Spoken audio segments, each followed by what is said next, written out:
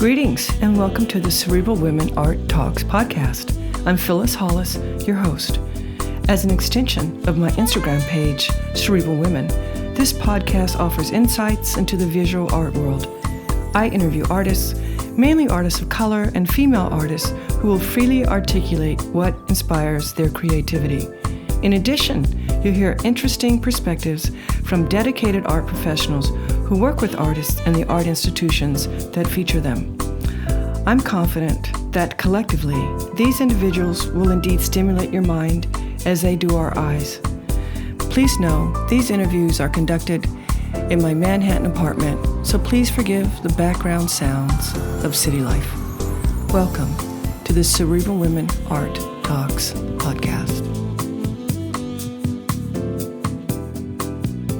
In this episode of the Cerebral Women Art Talks podcast, I feature artist Candida Alvarez. Her works include drawings, paintings, prints, and collage that are created with materials that include acrylic paint, colored pencils, enamel, and even embroidery thread on cloth. She is a recipient of the 2019 Joe Mitchell Foundation Painters and Sculptures Grant, and this year, 2021, Candida was the second ever recipient of the Helen Frankenthaler Award in Painting. She received her MFA from the Yale School of Art and has been teaching painting at the School of Art Institute of Chicago over the last 20 years. In 2017, Candida was commissioned by the City of Chicago to create a 200-foot-long digital painting installed outdoors on the Riverwalk as part of the inaugural Year of Public Art. She also collaborated with Comme des Garçons for the 2017 Men's Couture collection, had a 40-year retrospective at the Chicago Cultural Center, and published her first monographic book titled Here, A Visual Reader, in January of 2020.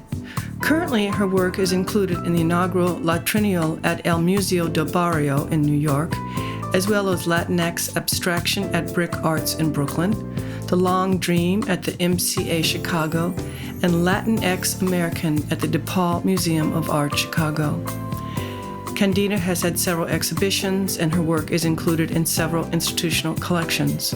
Reviews of her work have appeared in various publications, including Art Forum, Art in America, Art News, and the New York Times. She holds the F.H. Sellers Professorship in Painting at the School of the Art Institute of Chicago. She is represented by GAVLAK Gallery located in Palm Beach and Los Angeles. And she is also represented by Monique Meloche Gallery in Chicago and will show with them during Expo Chicago on April 8th. It gives me so much pleasure to feature Candida Alvarez and share her many accomplishments on my Cerebral Women Art Talks podcast. Thank you. Enjoy this episode. Candida, it's so wonderful having you join me on my Cerebral Women Art Talks podcast today. Welcome. Thank you. I'm really honored to be here. Thank you. So let's talk about you as an artist, your journey, and about some of your recent accomplishments. So let's start with, when did you discover your artistic passion? Well, I think it was sort of an evolution. And I remember being engaged with paint by numbers, just kind of being slow and happy and just being engaged, just following a number system and putting color to it. And so that was very calming and peaceful. So I would say that was sort of a beginning point, perhaps, where material enters into a stream of consciousness almost. But I would say even earlier, I was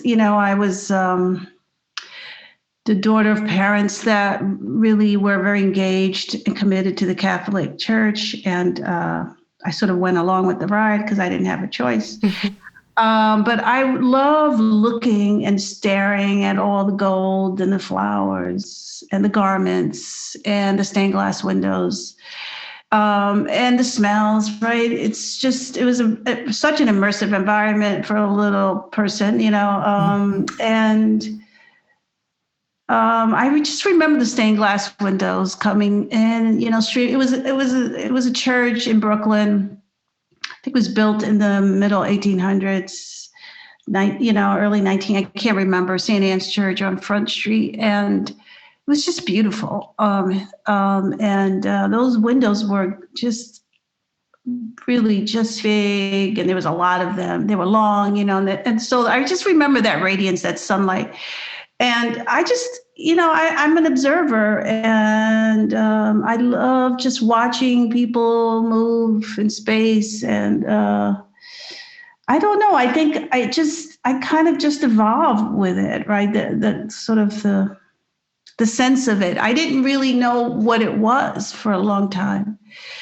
I didn't come from a family of artists. And so, I didn't really go to museums very early on. It was later. My sister was taking an art class in high school. We went to Catholic schools. And I remember she came home with these beautiful little panels. I thought she was great. And then I wanted to do it too. And so she was part of an art club. I don't even remember if I was part of the art club, but I remember just sort of, trying to do it too. And so slowly but surely I was drawing, I don't know, just everything I could. Well, when you speak of stained glass, I reflected back on some of your paintings that I've viewed. Would you say that those memories are reflected in your work? I would say that there's so much in my work, and I would say that they're not specific memories, but I would say that there is something about the edge, where, the color meets an edge, that's always stuck with me. And I think that probably, there is something, and I've also had the opportunity to work with stained glass windows several years ago.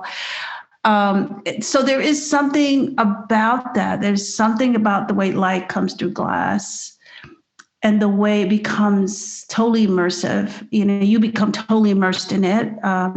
And at that moment, you lose sight of the edges. I mean, that's how they're made, right? So they're held together. And then when the light comes through them, you totally forget what they actually look like. You lose all those separations. They just become this halation of light. It's just beautiful, right? So I guess, so that's somewhere inside, but I would say that, I don't know. I just feel like there is something about an assembly, sort of assembling a painting from parts, that probably has always been with me. Mm-hmm. So your work blurs the lines between abstraction and figurative. Did you ever lean in one direction more than the other?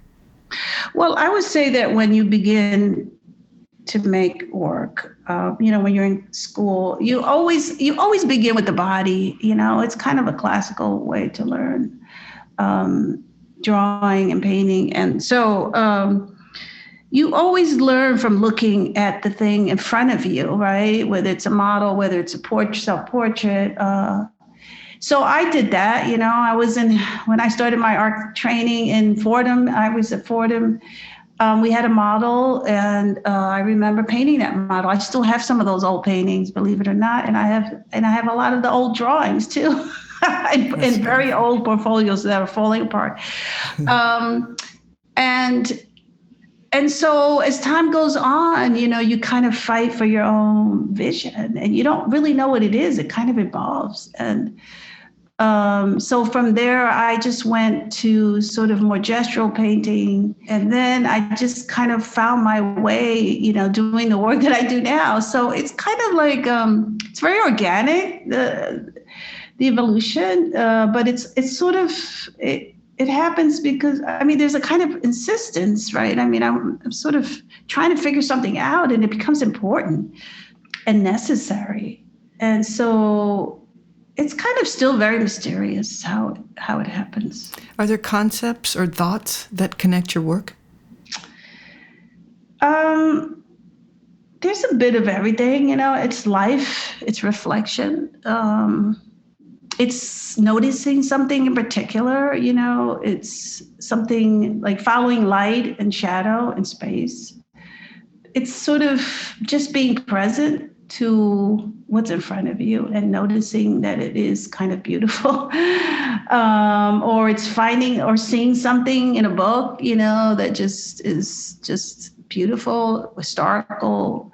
So I would say it's a bits and pieces of a lot of things. Mm-hmm.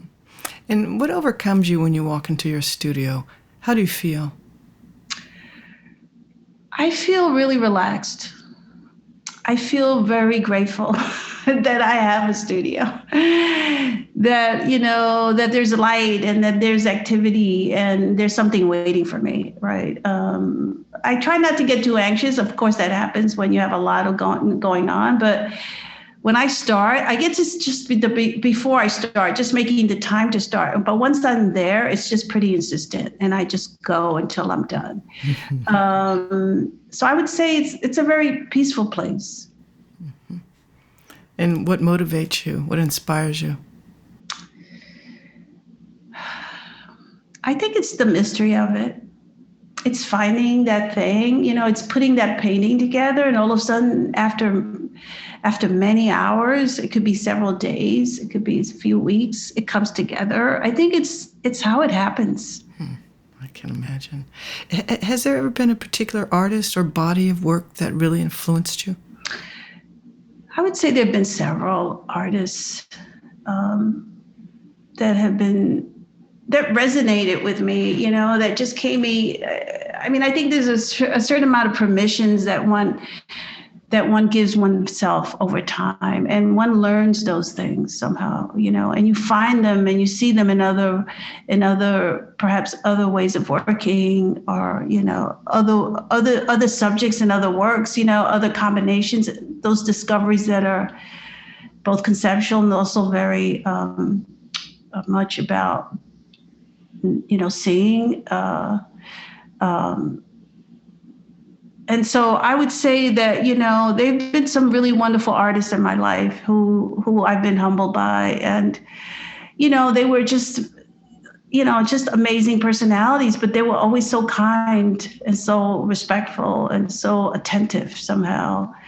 Two that just kind of, come up, or like I remember meeting Romare Bearden many years ago, and just kind of, his kindness, his, the way he was, just his beautiful smile, the people around him. I remember meeting, being around Elizabeth Murray and her kindness and her work, which is so powerful and so weirdly different, and, somebody like, and also Sol LeWitt, who was also very kind and, a real human being, a really great dad to his kids, and had a beautiful but a very humble studio in the woods, and that faced the trees, by the way. And then, there's so many artists. Sort of having a lot of conversations with Carrie James Marshall when we all lived in New York, having lived and worked with, Daoud Bey for many years, I've been very lucky in that I've been in the midst of so much brilliance, right? And robust conversations, that, it just gives you energy, and it gives you a drive, it gives you fuel, when one is inspired by others or by what one sees, having seen a Mondrian or there's just so many, artists that you're trying to understand, right?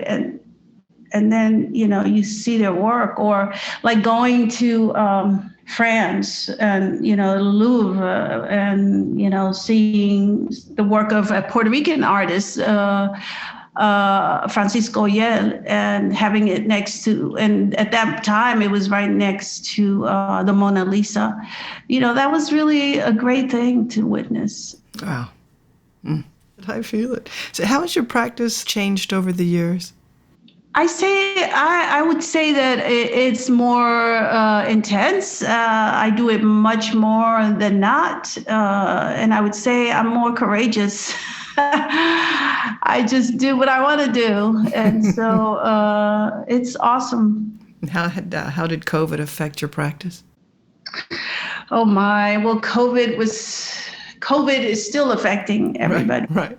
Life, but I would say that it took me home. I had to go home and work. I was too afraid to go into the studio. The building was closed for a few days, but then it was open, but I didn't feel safe. Just because I couldn't, most of us didn't understand what was going on, right? So I went home to my condo and worked at home, and I had the dining table. I took over the dining table with the drawings, and I borrowed an easel from my assistant, the easel is like this French easel that belonged to his grandmother, from years and years ago. And I'm painting these little paintings on this easel, and it was so cool to know that she had painted on this easel, right? And so I don't know. I just made the most of it. I just worked. I continued to work despite everything. And I took my bed out of my bedroom. I was getting ready to paint large paintings. And then finally, I felt like it was safe to go back. And so I went back to Mana, where my studio was. And I started painting. That was it. I never stopped. I did a lot of drawings at home too. I just pushed through it. It's so sad. It was so sad to look out the window and to go out and see all the wooden panels up for all the destruction. It's just, but it was also there was so many other things that were happening, the Black Matters marches, it was just this these major shifts, right? I mean, Major.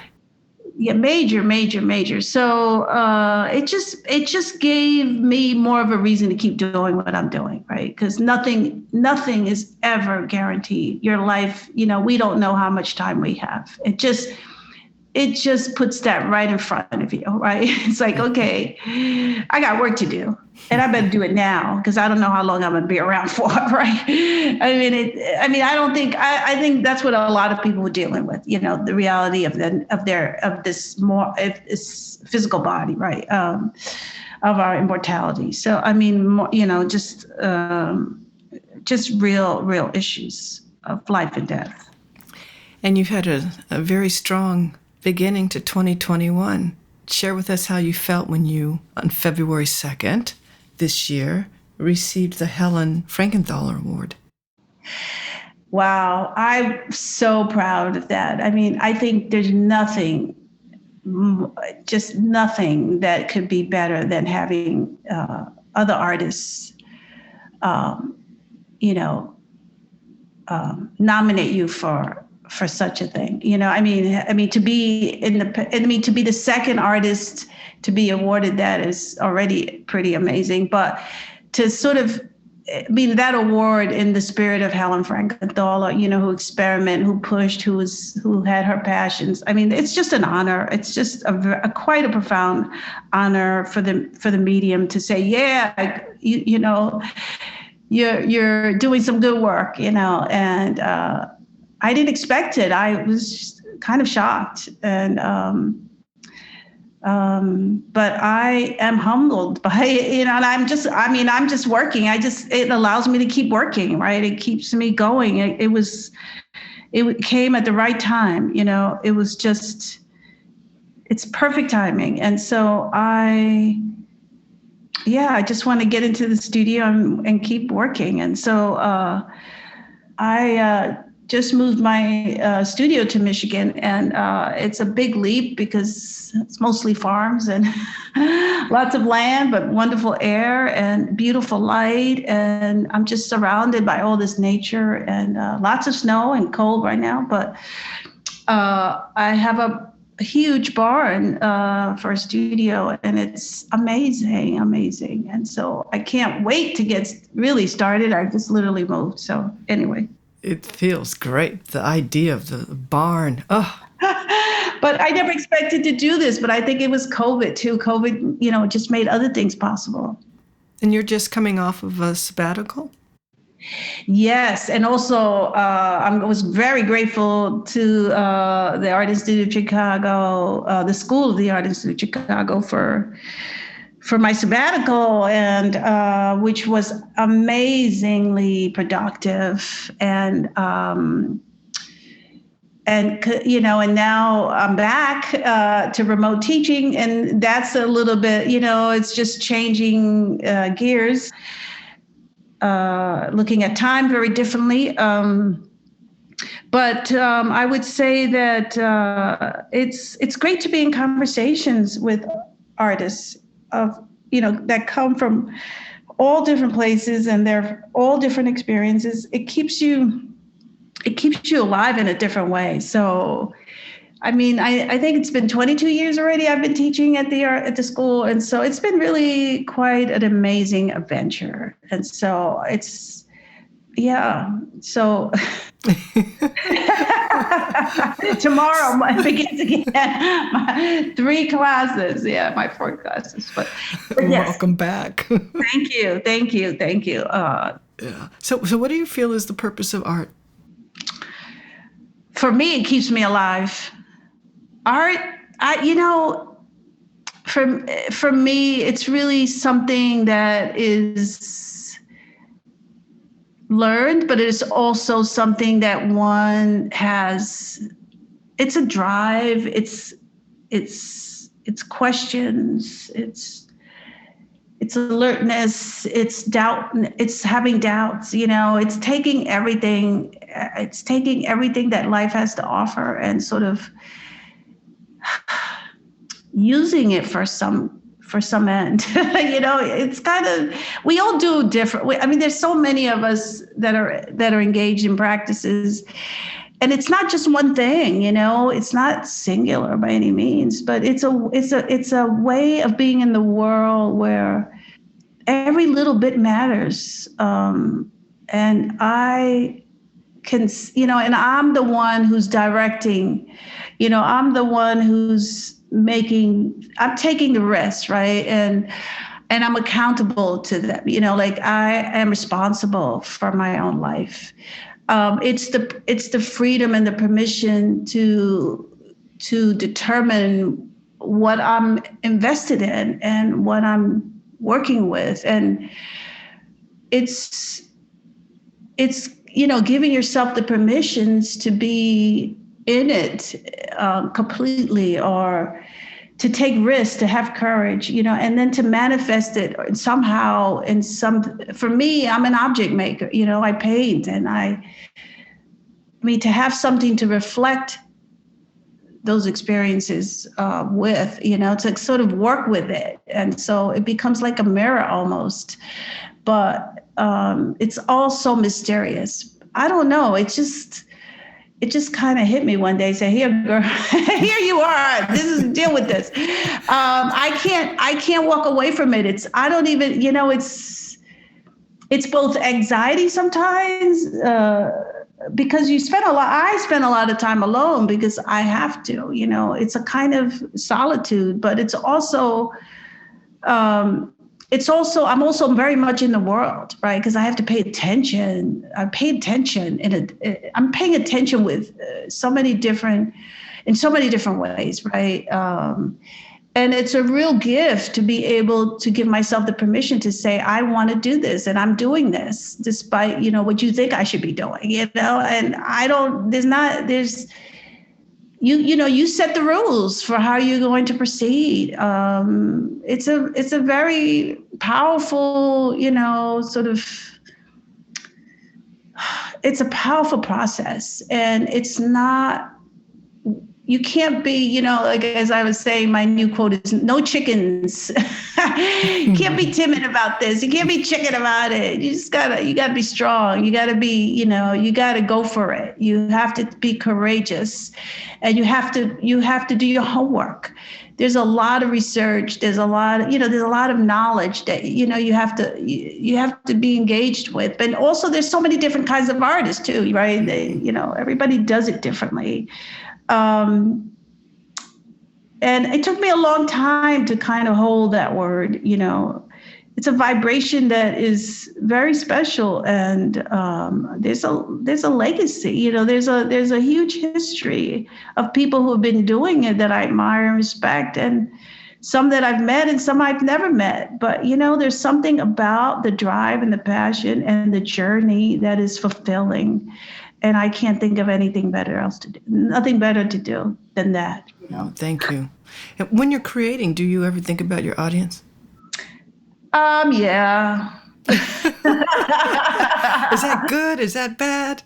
There have been times, especially when you're younger and you're in school and everybody's always asking, "Whoa, what is this about? And what is this? What is that? And who's this for?" And then at some point, the chatter,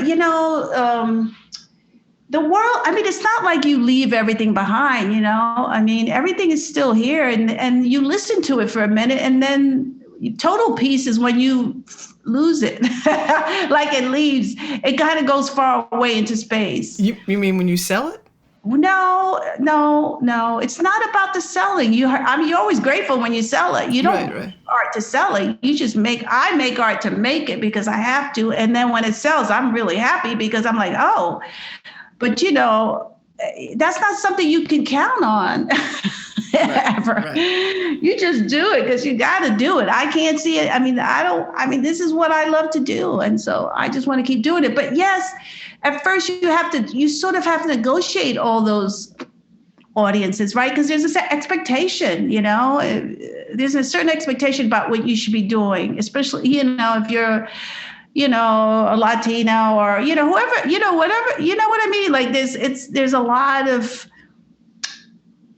lot of expectations by many different people. And at the end of the day, you have to stand up for what you want out of it. And so you have to be declarative about what you want. And then there's some point, that's all that matters. You just go and you just continue. And you have to, and you don't know what the outcome will ever be. You just know you got to keep doing it the way you see it. It's trusting yourself, right? It's trusting your vision. It's holding on to your vision and fighting it with your whole life. Mm. And so that's it. At the end of the day, you have to be willing to do that. You can't sacrifice your work for what somebody else needs or wants. So on that note, this has been a great conversation. We're winding down, but what do you feel is your role as an artist? To keep on going and to be surprised. Interesting. For you to be surprised? Yes, I love being surprised. Can you elaborate on that at all? I don't work with a certain expectation about what the end result will be. I work with an awareness of what, of an idea of, certain colors I may want to use. But at the end of the day, the process is really mysterious. And when I can be surprised, meaning I don't know what it was going to look like, but I really like it, or, as opposed to really hating it, because you go through all these stages when you work. You love it, you hate it, you trash it, you start it again. So that's what I mean. If I could be surprised at the end of all of that, after how many years of working, I've done good. Yeah, that's wonderful. I'm so glad I'm in your world. Thank you so much, Candida, for your time. It's been a delight to interview you. Thank you, Phyllis. It's been great because you had a lot of really good questions there, and you had a lot of them. Yeah, but we didn't get into personal business, so that's what counts. But thank you so much. No, this is real though. This is as personal as you can get. In terms of what matters. So thank you. Thank you so much.